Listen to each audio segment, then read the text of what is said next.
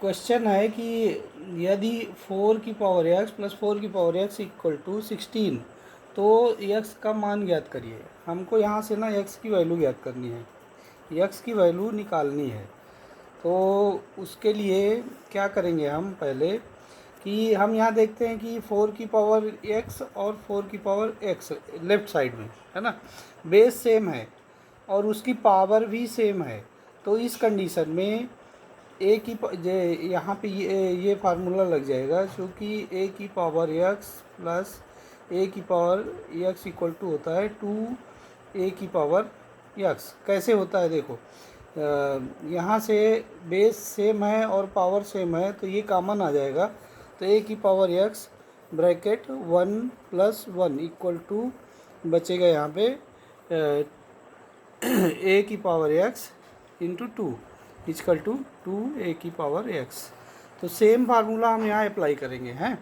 तो left side में हम देखेंगे कि 4x प्लस 4 की पावर x इक्वल टू 16 है।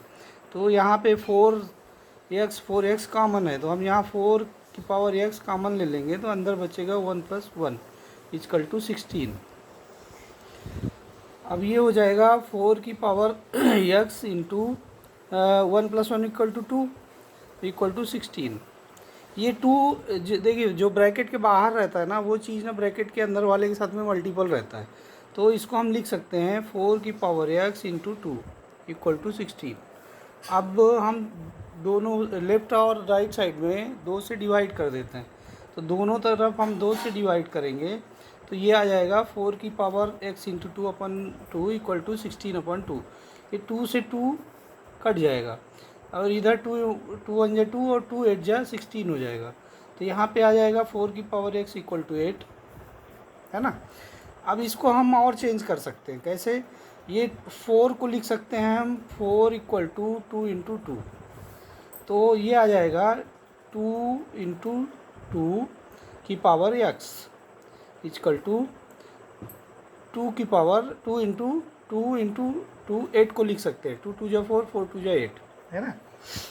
अब यहाँ पे क्या है कि जैसे ए की पावर m इंटू ए की पावर n इक्वल टू होता है, मतलब अगर बेस सेम है तो उनकी पावर ऐड हो जाती है। तो ए की पावर हो जाएगा m प्लस n। सेम हम यहाँ करेंगे, क्योंकि 2 इंटू 2 है, बेस सेम है। 2 की पावर 1 लिखी नहीं रहती है, इसका मतलब जिसकी भी पावर 1 होती है वो लिखी नहीं रहती। तो मतलब इस 2 की पावर 1 है, इस 2 की पावर 1 है, तो ये हो जाएगा 2 की power 2 into x equal to 2 की पावर 3।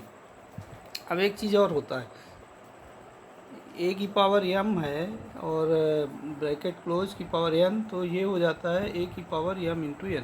मतलब कि ये इसकी जो पावर होती है वो मल्टीप्लाई हो जाती है। तो यहाँ पे 2 की पावर हो जाएगी 2 इंटू एक्स इक्वल टू 2 की पावर 3। अब दोनों तरफ इसको एक बार और लिख सकते हैं, 2 की पावर 2x इक्वल टू 2 की पावर 3। दोनों तरफ बेस समान है ना, दोनों तरफ बेस समान है। तो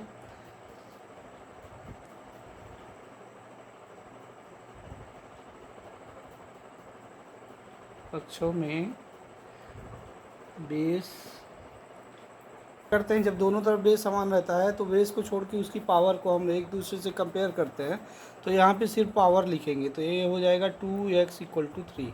तो x इक्वल टू हो जाएगा 3/2। यही आंसर है। This is answer of this question.